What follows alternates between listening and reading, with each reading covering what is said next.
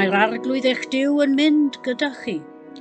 Fydd byth yn eich siomi chi, nac yn troi cefn arnoch chi.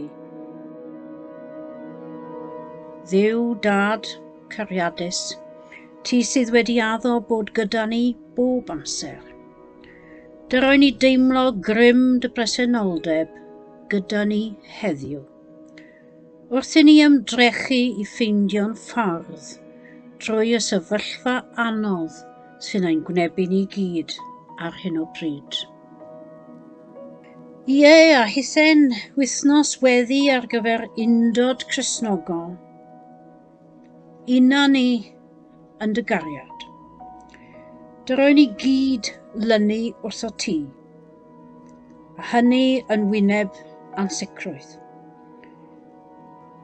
Ymrwymwn fel un teulu sy'n dilyn Crist, sy'n un mewn bwriad ac mewn ufuddod gwir i ti.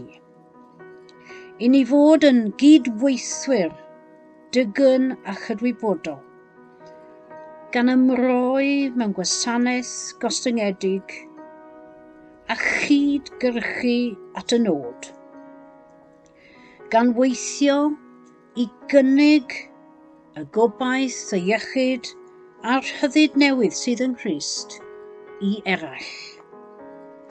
Fel bod y deyrnas di yn dod, a bod ton o obaith newydd yn llifo trwy ein cymunedau a thrwy y byd.